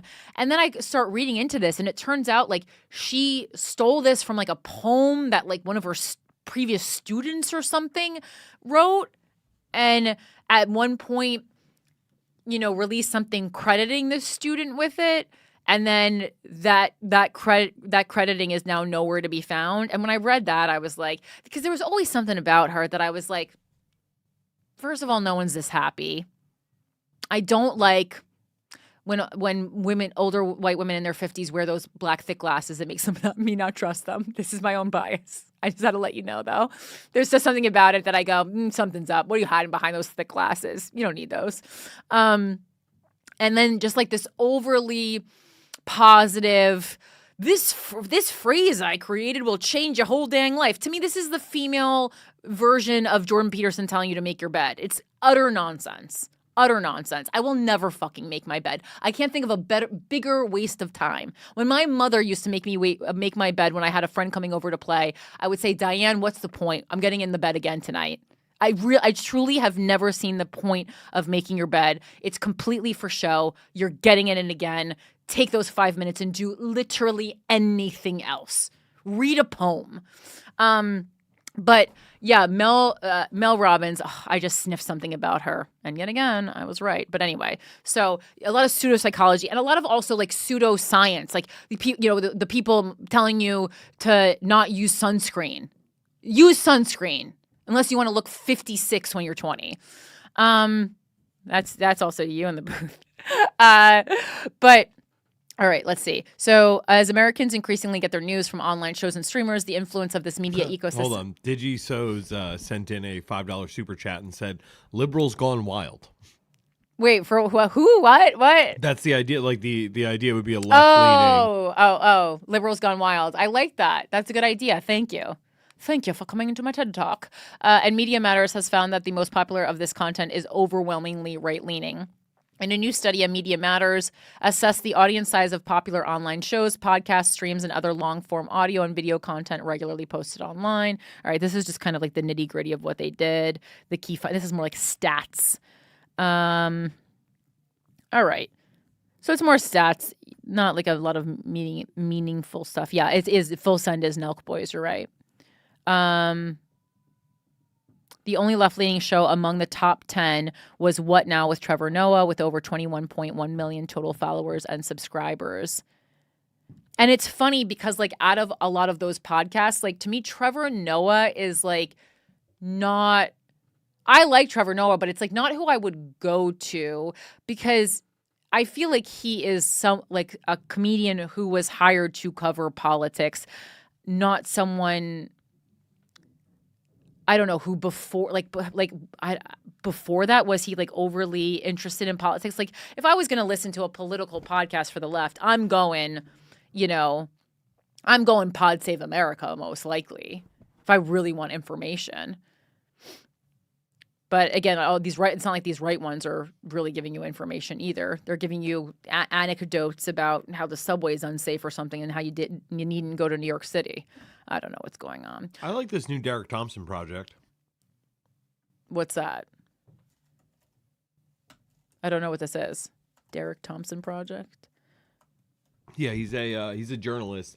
He made the books Hitmakers. I'm trying to Trying to see what the name of this. Oh, Abundance is the name of the new book. It's by Ezra Klein. Oh, no. Okay. So, yeah, I have that book, and and the Free Press did a whole article about it. I've been talking about that nonstop. Yeah. So, wait. Derek Thompson. Sorry. He's the co-author of Abundance. Yeah. I always Stratechery. forget his name because I'm like, because I always say, always go Ezra Klein, and then there's another guy. It's Derek Thompson. Okay. Because Ezra Klein I've been familiar with obviously for a long time, but yeah, he's the co-author of that. I didn't get through that book yet, but I have the book, and there's the interesting discussion of that on the Free Presses the podcast. I actually heard about the book from the podcast and immediately ordered the book because I'm really interested in a lot of the things they're talking about, and it's definitely. It's kind of it's a book about how we can reform the Democratic Party, but we need to act now. Like, it's not over, but it will be over soon if we don't act now. But like, the changes are still possible. And this idea of like less limiting. You know what I mean? Like, stop boxing people in, stop kicking people out of the movement because they don't follow like this line. It needs to be more about how we can all grow, how these progressive ideals can actually help more people and create that abundance that Republicans are always promising people. Right. And it's like, I often question on the left, do we actually want to help people, or do we just want to say we're so correct and we're so smart and you can't sit at our table? Because it almost seems like we like that less people get it, because it makes us feel more special. Like, oh, there's just so many people who don't get it. I get it. I fucking hate that energy. We absolutely do not need that energy. DigiSo sent in another $5. Said majority report with Sam Cedar. Eye-bleedingly boring, like political analysis should be. Oh, multiple people in the past couple of weeks have suggested Sam Cedar to me. Interesting. Okay, so this next article, obviously, we all heard about what happened in Wisconsin. Elon Musk spent $20 million on a Wisconsin Supreme Court race. A Democrat won anyway. This, I, on purpose, chose to read the article from Teen Vogue because I just think it's hilarious to read an article about Elon Musk losing from Teen Vogue. But I also really like that Teen Vogue is informing the teens of what's happening. Like, that's great. When I feel like this article, when I was young and reading Teen Vogue, would never have appeared in Teen Vogue. I feel like maybe there would sometimes be articles about, like a young woman who was doing good in her town or something like that, but not actual real politics. So like, this is really cool for me to see. I like this. This to me is progress. The billionaire has poured money into the race. This article was originally published by the 19th by Grace Panetta, April 2nd, 2025. Liberal Susan Crawford has won the race for a seat on the Wisconsin Supreme Court, an election in which the richest person in the world featured prominently, and one that could determine the future of abortion in the state. Crawford defeated conservative candidate Brad Schimmel. Decision Desk HQ projected, guaranteeing liberals will hold control of the highest court in a critical swing state. The result of Tuesday's election is a major victory for Democrats, and we needed one, and a rebuke of billionaire Elon Musk, a key ally of President Donald Trump, who poured millions into the state supporting Schimmel. Crawford, a Dane County Circuit Court judge, defeated Schimmel, a Waukesha County Circuit Court judge, for a 10-year term, meaning that liberals will continue to hold a 4-3 majority on the high court, which is poised to decide important cases on abortion, labor rights, and the state's congressional maps. Supreme Court races in Wisconsin, while technically nonpartisan, have become increasingly political and have seen record amounts of outside spending as the U.S. Supreme Court has delegated hot-button issues like abortion to the states. The candidates and outside groups spent nearly $11 million in Wisconsin's Supreme Court race, setting a new record for the most expensive judicial race in American history. The Wisconsin race was reviewed by both sides as an early referendum on Trump's second term and on Musk, who became a flashpoint in the race and a boogeyman for Crawford and Democrats who accused him of trying to buy the Supreme Court seat. Musk, the public face of the federal job and spending cuts undertaken by the so-called Department of Government Efficiency, DOGE, has been vocally castigating the federal judges he believes are standing in his way and putting his personal wealth toward reshaping the balance of power in the states. Musk's two affiliated political groups, Building America's Future and America PAC, spent over $20 million supporting Schimmel. Musk's groups also paid voters $100 for signing petitions opposing activist judges, reprising a tactic he deployed in the 2024 presidential election. Two voters won $1 million and were named spokespeople of Musk's America PAC. It's really disappointing to me. It's really disappointing to see that, and it is really making people mad, which is what I was talking about on the pre-show, right? Like, this is a way, like, to really ignite people who maybe were left-leaning but perhaps weren't going to vote, because you're pissing them off. Because people don't like feeling like things are bought and sold, like especially when it's this transparent. The 19th at a campaign stop, March 22nd. So he said that at the campaign stop. And so I think what we're seeing at a lot of these appearances is a reaction to people not wanting to have some outsider billionaire like that come in and try to buy a seat on the Supreme Court. Yeah, no, I would say that would piss most Americans off. Spring judicial elections in Wisconsin are typically lower in turnout and draw the highest engaged, most frequent voters, a segment of the electorate that in recent years has skewed increasingly Democratic. Also on Tuesday, Florida held special elections for two deep red congressional districts vacated by former reps Matt Gaetz and Michael Waltz, who is serving as national security advisor in Trump's administration. In Florida's 6th district, Republican Randy Fine defeated Democrat Josh Weil, whose campaign drew nationwide attention and eye-popping fundraising numbers by 14 points in a district that Trump and Walz carried by over 30 in 2024. In Florida's 1st district, Republican Jimmy Patronis defeated his Democratic opponent by 15 points in a district Gaetz carried by 32. Was his opponent a Dementor? Wait, what? His last name's Patronus. I don't get this. Harry Potter reference? Oh, that's why I don't get it. I don't know anything about Harry Potter. Both parties viewed the Wisconsin election as a critical bellwether for statewide elections in New Jersey and Virginia in November and the 2026 midterms. The result in Wisconsin comes on the heels of Democratic overperformances in state legislative special elections, including flipping a deep red state Senate in Pennsylvania last week.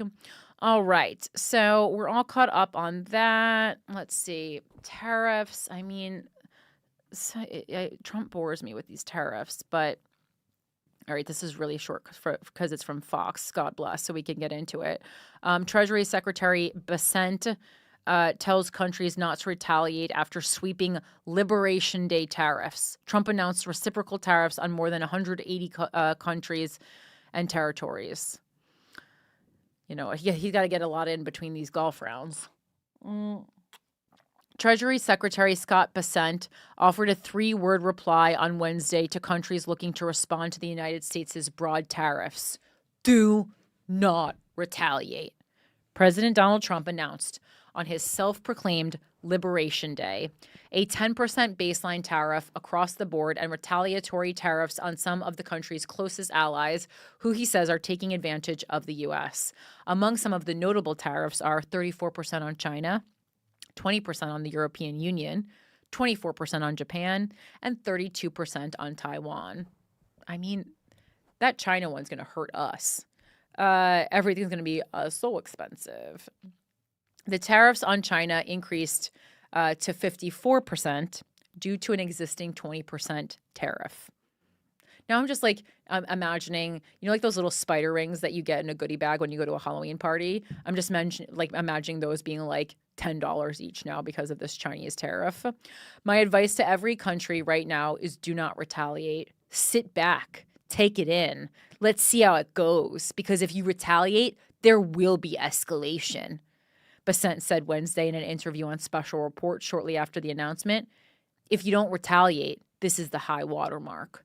Notably absent on the list of countries subject to tariffs were Mexico, Canada, Russia, and Belarus. Besant said that the United States doesn't trade with Russia or Belarus because they are sanctioned. The Office of the U.S. Trade Representative, however, found in 2024 that the United States' total goods trade with Russia was an estimated $3.5 billion. U.S. goods exports to Russia in 2024 were $526.1 million, down 12.3% from 2023, and U.S. goods imports from Russia totaled $3 billion in 2024, down 34.2% from 2023, according to the government agency.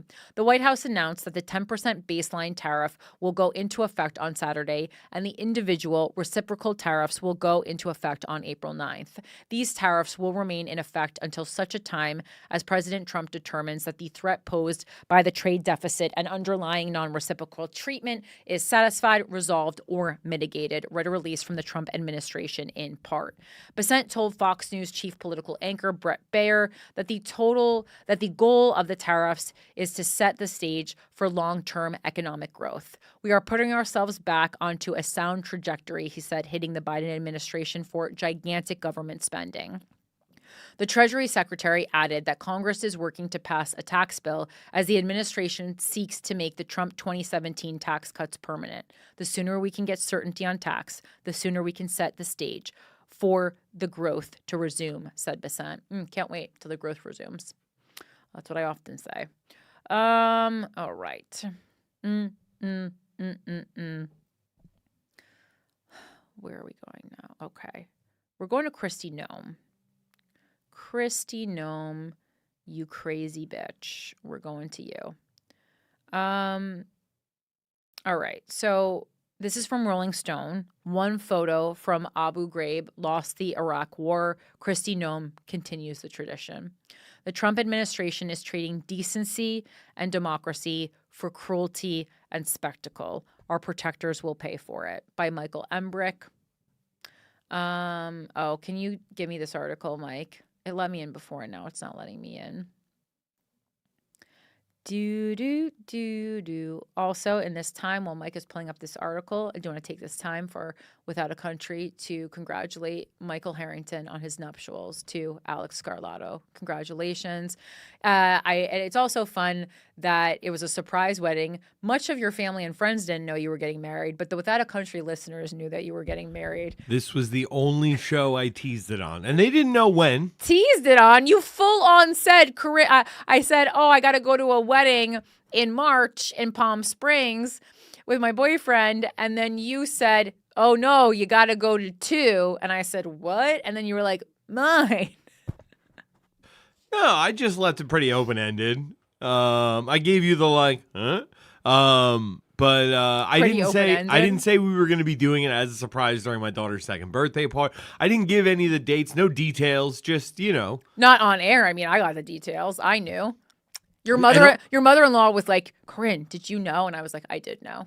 There are a number of people in my life who are furious that I invited them to my baby's second birthday and didn't tell them that it was in fact a wedding. Oh, and they didn't show up? They bailed on the baby's birthday party. Well, I was like, lesson learned. Yeah, you didn't love my baby enough. Lesson learned. To show up. I don't know what to tell you, dog. I had a blast at Aura's first birthday party. So, everybody did. So I said, I'll come back for seconds. There we go. All right, I have this article. Tell me if you can read that. Okay. How about you just read it to me? All right. You're a good reader. No, and you love Kristi Noem. Oh, I love it. Yeah, no, she's look at her. What's not to love? That face? This is by Michael Embrick. He says, I remember returning from serving in support of the Iraq War while my ship was undergoing a maintenance period. And seeing news of the Abu Ghraib prison scandal. I said, is it Abu Ghraib? It is Abu Ghraib. My bad. And then you said it a different way. Yeah, well, look, it was ingrained into me as an ignorant teenager, so that's, how it stays. But yeah, Abu Ghraib prison scandal breaking on CNN. The scandal was the worst thing to happen to the U.S. Army since the Vietnam War. Sitting on my ship that day, I realized that a year of all the hard work and loss of life had just been undone in one photo. That photo, Private Lindane, England, holding a leash attached to a naked, hooded Iraqi man nicknamed Gus by soldiers, became a defining image of the war. Yeah. It shattered any illusion that we were there as liberators. Yep. It put every service member in greater danger and undermined the very values we claim to defend. That single image embodied everything America was not supposed to be. And then came Kristi Noem. Noem, Donald Trump's Homeland Security Secretary, added her own flair to what might be the worst photo op ever taken by a cabinet secretary. Flair. Sporting a hat with a badge, thankfully, not the Paw Patrol kind, she posed in front of shirtless caged men held at El Salvador's infamous gulag and threatened to send more immigrants to America there. I felt that familiar gun punch. Another photo, another war lost, this time for basic decency and American democratic ideals. In 1775, George Washington personally warned British General Thomas Gage not to mistreat continental prisoners, invoking the obligation arising from the rights of humanity. Even amid the brutalities of war, Washington understood that how we treat captives speaks to the soul of what American democracy was supposed to be. Washington went even further to instruct his own commanders not to treat British soldiers the way they were treating Americans, sometimes letting them starve to death, among other terrible things. Yeah. Today, Trump-aligned Republicans, like Noem, have discarded the principles Washington and our framers set so long ago. Since the outset of Trump's entrance into politics, Republicans have become more and more comfortable with embracing authoritarian theatrics and cruelty as political branding. What was once a republic grounded in honor and decency now flirts with tyranny, far removed from what was intended for our great nation. The war we're losing isn't just for hearts and minds, it's for the American soul. The photos from Abu Ghraib became a recruitment tool for our enemies. As veterans, we remember the shame, the hearings, the apologies, and the consequences.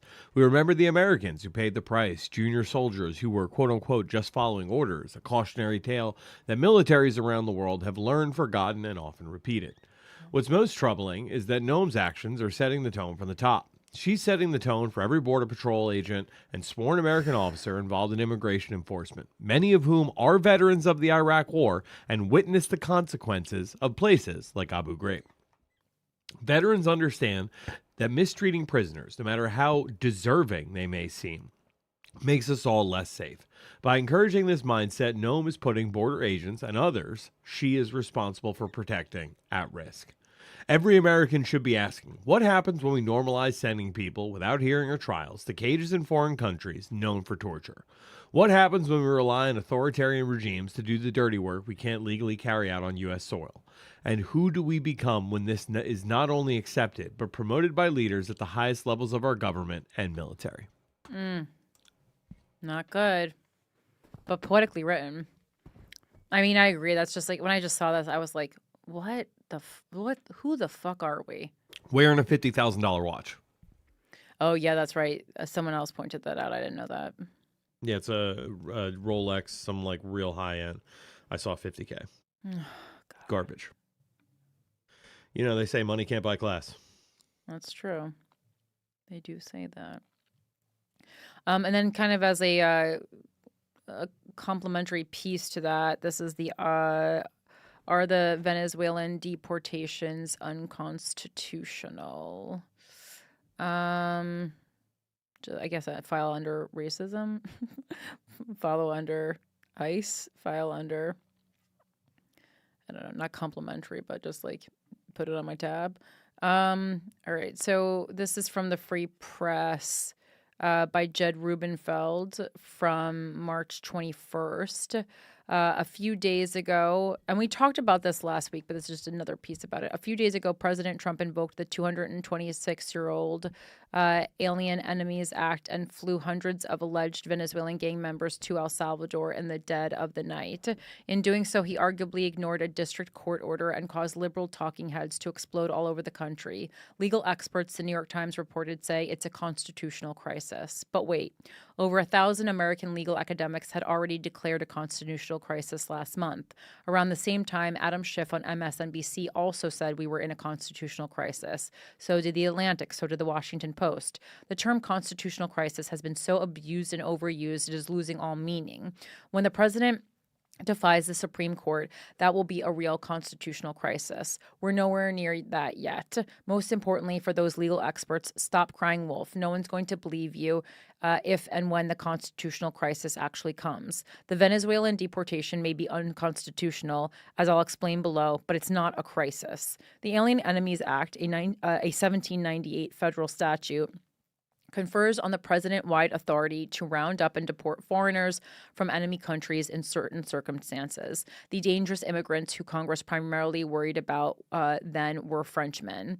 On March 14th, President Trump signed a proclamation invoking the act and declaring that Tren de Aragua, a Venezuelan criminal gang and designated foreign terrorist organization, has infiltrated the Venezuelan government and sent members to America where they commit murder, drug trafficking, and human trafficking. The proclamation directs the immediate deportation of every Venezuelan citizen in the U.S. over the age of 13, illegal or legal, unless naturalized or holding a green card, who is a member of TDA. At 2:16 a.m. on March 15th, the ACLU and Democracy Forward filed suit in Washington, D.C. on behalf of 5 Venezuelans currently in immigration custody who purportedly fear persecution in Venezuela. The complaint, a class action, claims that the 5 named plaintiffs are not TDA members, but that ICE falsely suspects at least some of them are. The case was assigned to Judge James Boasberg, an Obama appointee and chief judge of the District of Columbia District Court. Boasberg acted quickly. At 9:40 a.m., he orally granted a temporary restraining order barring deportation of the 5 named plaintiffs. After an emergency evening hearing, Boasberg issued a further order barring for 14 days the removal of anyone else already in custody pursuant to Trump's Alien Enemies Act proclamation.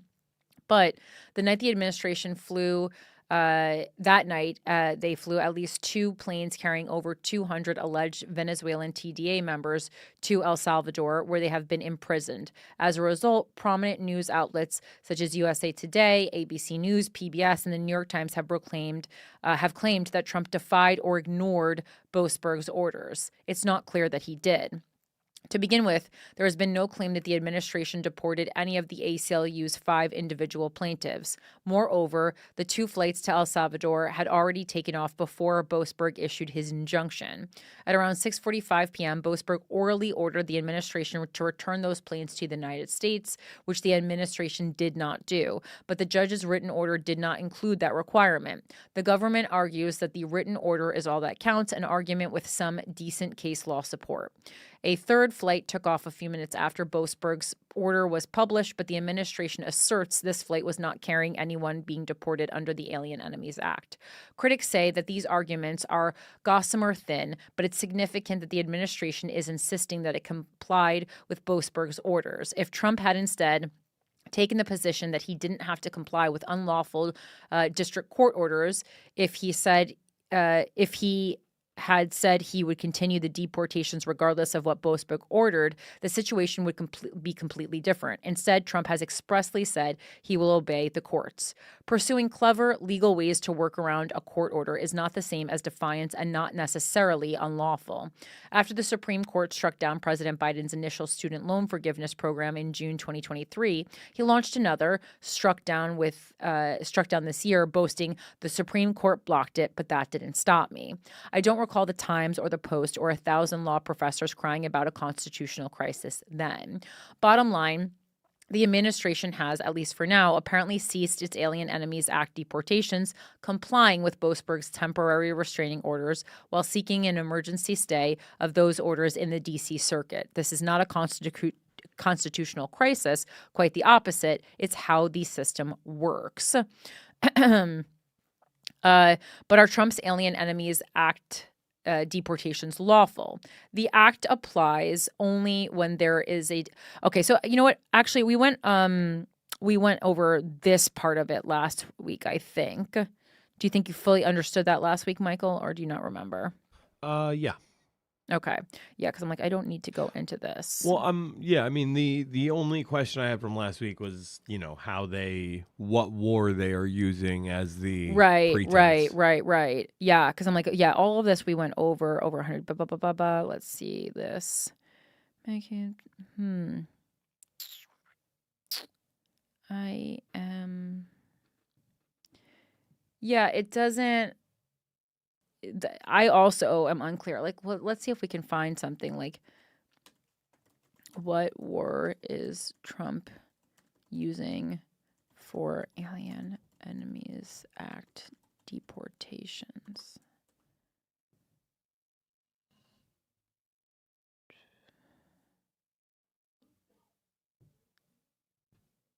I also don't understand that. Maybe did we go over that last week or no? Like they didn't claim an actual war. All right, I'll have to look into that another time. But yeah, that's a great question, because what exactly is he like? He's saying it's wartime. Like, what does he mean? Is he making it like a vague war on immigration? Is he redefining what war is? Unless it's like he's specifically at war with these gangs. You know what I mean? Right, and that's why right, it's like right. it's this only works with trend A. I saw it shortened to, it was either TGA or TDA. I think it's TDA, Trend Agua or something like that. Did you see the gay hairdresser? What? There's a gay hairdresser who's a father who got snatched up in one of these and deported out of the country because the justification they gave was he had a tattoo with a crown that said "Mom," and they said, "Oh yeah, that's a TDA gang tattoo." Oh, you know what? I think I did hear about that. And That's then, crazy. like, scholars and people who actually study this stuff was like, yeah, TDA actually doesn't do like tattoo markings. You can't go by any tattoo to say, yeah, this guy's definitely TDA, you know? Jesus. All right. Well, on the same topic, which is Donald Trump, I'm going to end with another Free Press article. This is from Yuval Levin. It's an opinion piece. You can't run government through retribution. Donald Trump's key early actions are responses to frustrations from his first term. But did he learn the wrong lesson? I don't think he learned any lesson. Every modern presidency has started out as a reaction against the one that preceded it. A half-century ago, Jimmy Carter came to cleanse the sins of the Nixon era. Then Ronald Reagan promised a rejection of Carter's malaise. George H.W. Bush sought to soften Reaganism's harder edges. Bill Clinton offered the sympathy and warmth that Bush's wasp frigidity had lacked. The younger Bush said he would restore some dignity in Clinton's tawdry wake. Barack Obama stood for a sharp change of direction after Bush's unpopular wars. Trump embodied a reaction against the radicalism of Obama's second term. Biden offered normality after the unceasing frenzy of Trump's first presidency, and Trump then came back promising an assertive rebuke to Biden's catonic wokeism. But Trump's return is different, precisely because it is a return. Only one other president in our history has served one term, then sat out one stewing and came back. When Grover Cleveland did it at the end of the 19th century, some dubbed his restoration Cleveland's revenge. And Trump's second term so far certainly has the feel of retribution too, at least as much as it has been shaped in response to the Biden administration. It has been guided by the lessons Trump and his team learned from their own first time around. Sometimes this has literally involved retribution. The Trump administration has gone after some individuals and institutions that gave Trump trouble last time or pursued him during Biden's term. It has ended Secret Service protection for disfavored former aides despite ongoing threats against them, for instance. It has fired the FBI director Trump had chosen but then found disappointing, and it has used the leverage of federal power to punish and pressure law firms that had represented Trump's opponents or critics. But it's not all settling scores that crudely. The administration is also applying two kinds of conclusions that Trump's team reached in its years in the wilderness. One is that Trump's circle was not effective enough in working the system to achieve its objectives in the first term. It lacked a worked-out policy agenda and legal strategy and needed to hone its command of the tools at the president's disposal. Some of Trump's policy aides have spent the past 4 years filling those gaps. This mode of learning has been especially evident in immigration policy. It's clear that Trump's key immigration staffers have systematically mapped out what didn't work in the first term and thought through practical, pragmatic ways around the obstacles they faced. Although there have still been some explosive public legal disputes, like the district court confrontation over deportation flights this month, much of their work is now proceeding relatively quietly through changes in formal procedures and guidance. And the administration is also clearly laying careful legal predicates for winning immigration fights lost in court in the first term.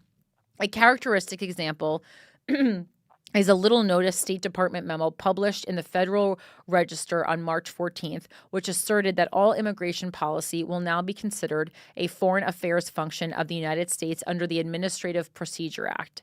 This seemingly mundane move could exempt some immigration policy changes from the procedural requirements that usually constrain new regulations, nullifying one of the most effective legal strategies used by opponents of Trump's immigration policies during his first term.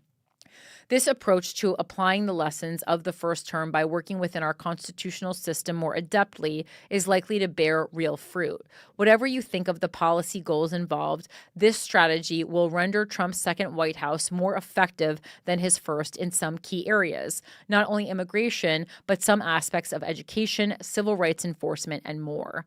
But a second lesson that has mostly overshadowed this one, and it wouldn't surprise anyone who has read the memoirs of pretty much any former president, the insight presidents tend to walk away with from their White House years is that it would all have gone better if they'd been freer to be themselves in office. Well, I mean, that's what you have in second term. I think a lot of times, perhaps second term is more effective because you don't have to worry about being reelected. Well, except for in Trump's case when he's going to have a third term. They don't normally get a chance to try that. But Donald Trump has that opportunity, and he is clearly intent on making the most of it. I think he was a lot himself in the first term, though, if we're going to talk about the bravery to be oneself. Simply put, the conclusion he and much of his inner circle drew from last time around was that Trump needs to be liberated from constraints. This is one way to understand a lot of the administration's most prominent and peculiar early actions. And this is also something that we were talking about the Abundance, Ezra Klein, and Derek Thompson book earlier, now that I know the name of the second author and I can remember it. But, the freedom to be oneself or the freedom to govern in the way that you want to is this big criticism of why Democrats can't get stuff done. It's like there's just too many rules, too much compliance, too much zoning, and so therefore they're, ineffective. And so Trump has really worked around that. The sense that Trump was constrained by senior appointees who did not share his priorities has led to a far greater emphasis on personal loyalty to the president in this term than in the first one. The sense that he was constrained from acting as he wanted by assorted norms and rules he never bought into has led to the abandonment or suspension of executive branch ethics rules and of limits on mixing his business interests and his public work. The desire to put the powerful policy levers available to the administration at Trump's unmediated personal disposal so that from trade and economics to defense and diplomacy, his personal momentary preferences become policy is a powerful force behind this administration's restructuring of executive policy making. The titanic clashes taking shape over the separation of powers are also, to a significant degree, really about the president's personal freedom of action. Assertions of presidential authority over federal spending, the unilateral reorganization or shuttering of agencies like USAID and the Department of Education, and the reining in of assorted boards and commissions have had at least as much to do with making the government more pliable by Donald Trump as with making it more accountable to the presidency per se. Growing tensions with the courts have frequently been grounded in the same desire. Some people in Trump's orbit advance a kind of constitutional theory that justifies pushing in this direction, but as a practical matter, it does not look like this theory is the impetus for expanding executive power. The problem these efforts aim to solve is not that the American president is too weak, but that Donald Trump is too constrained. The identification of the individual and the office runs very deep and is rooted most fundamentally in personal frustration, not constitutional vision. A similar impulse is evident behind the administration's aggressive approach toward the federal workforce. Organized, politicized defiance from the career bureaucracy was among the greatest sources of Trump's first-term aggravations, and he did face unprecedented opposition. Veterans of previous Republican administrations like me thought we had seen politicized bureaucratic resistance, but what the Trump team experienced in his first term was unlike anything in the annals of the American civil service. It was not universal, but it was very widespread and in some cases plainly constituted a betrayal of the principles of public service. An aggressive response was inevitable if Trump returned to power. But here, the emphasis on liberating the president as opposed to working the system more effectively looks likely to undermine the new administration. Towards the end of Trump's first term, his team began to advance some civil service reforms that would have given the president more control over the upper reaches of the bureaucracy. Those ideas, like creating more accountable mid-level officials through a new Schedule F, had their serious downsides, but they were the beginning of an effort to think institutionally about the problem the administration had encountered. This time, such ideas are much less prominent, and instead, we have been witness to a far more indiscriminate campaign to cruelly diminish the bureaucracy.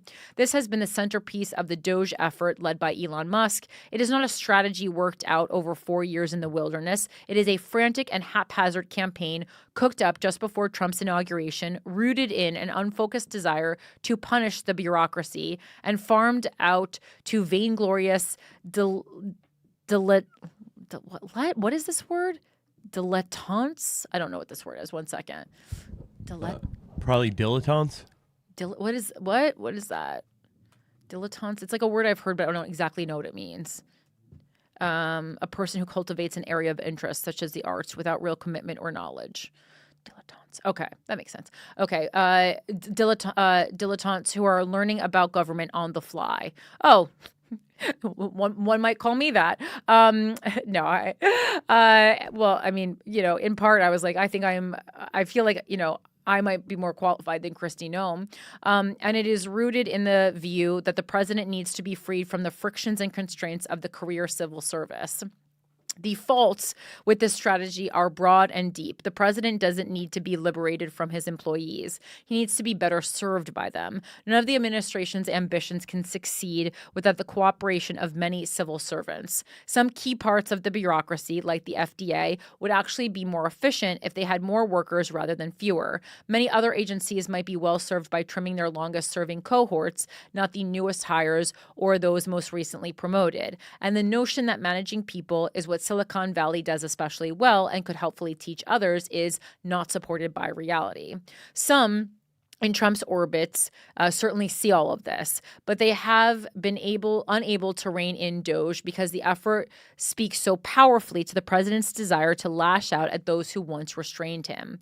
The administration is likely to pay a price for learning the wrong lesson from the first term in this domain. Breaking things to see what happens is not a good response to the public frustration that brought Trump back to power.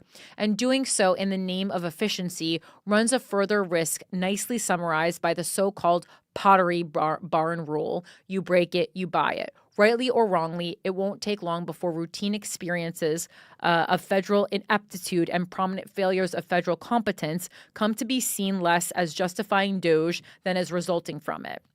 But the problem runs deeper still.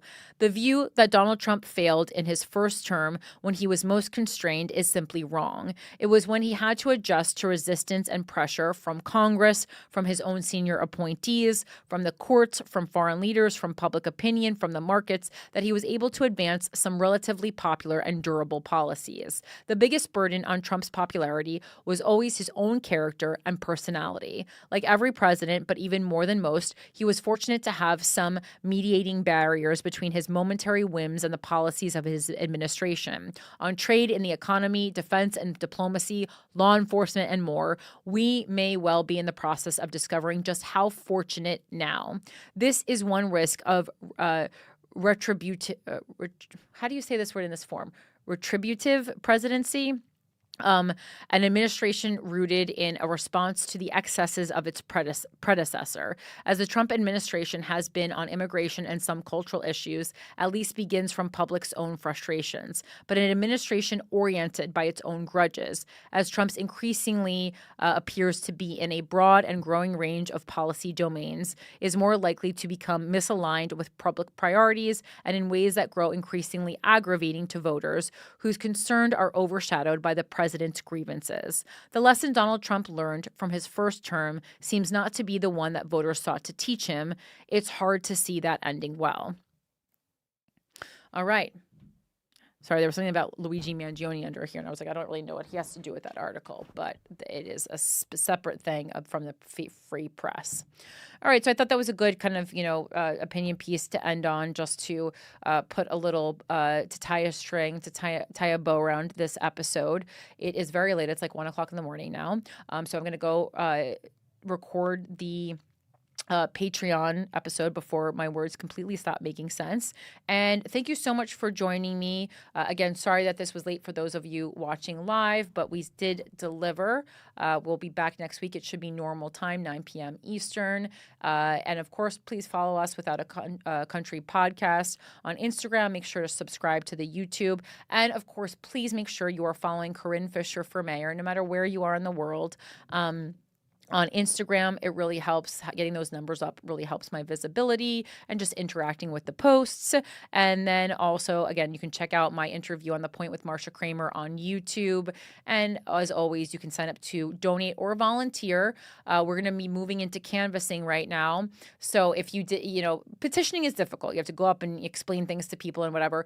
Canvassing is a little bit easier. All you have to do is tell them a little bit about me and give, a palm card with my face on it. So again, if you're interested in volunteering or in donating, there are so many opportunities to get involved with my campaign at CorinneFisher.com. And we really, really, really, really, really, really, really, really, really, really, really appreciate it. Sincerely.